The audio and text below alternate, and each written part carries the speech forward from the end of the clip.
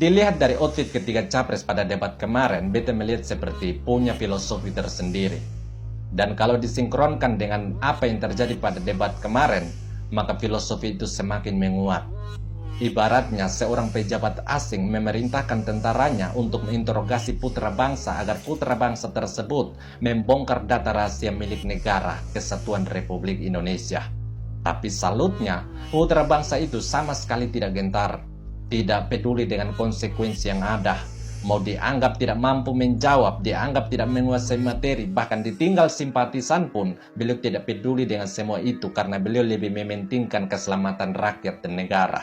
Berbeda dengan yang lain, lebih mengutamakan ambisi politik sampai rela ingin menjual rahasia negara dengan nilai DP 0 rupiah.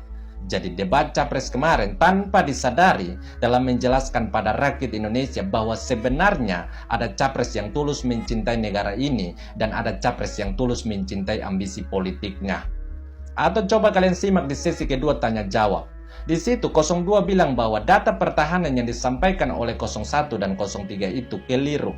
Tapi sayangnya 01 bukannya mau belajar dari pengalaman yang sering salah baca data, tapi malam itu beliau menantang 02 untuk menyampaikan data pertahanan pada forum debat capres kemarin. Akhirnya apa yang terjadi? Yang terjadi 02 bilang ke 01, Bapak cinta tidak dengan negara ini? Karena setiap negara punya rahasia negara, lalu apakah mau dipublis? Lucunya lagi, sudah mendengar seperti itu, 03 bukannya paham, malah ngotot untuk buka-bukaan data soal pertahanan negara. Contohnya seperti beliau bertanya soal kapabilitas militer, padahal itu berhubungan dengan rahasia negara. Kenapa beta bilang begitu? Karena untuk menilai kapabilitas militer itu punya indikator. Contohnya seperti kemampuan pengarahan pasukan militer, intelijen, dan beberapa indikator lainnya.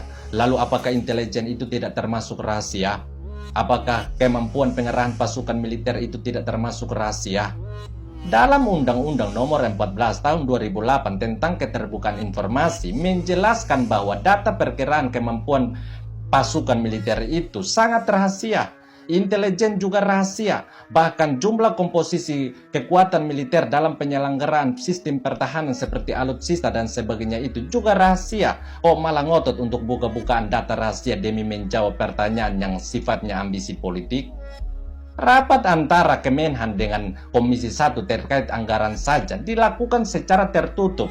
Kok ini terkait dengan pertahanan negara malah disuruh buka-bukaan pada debat capres yang disimak oleh semua telinga media asing? Malah disuruh untuk buka-bukaan pada debat capres yang disimak oleh semua mata pemimpin dunia. Lalu itukah calon pemimpin yang cinta akan tanah air ini?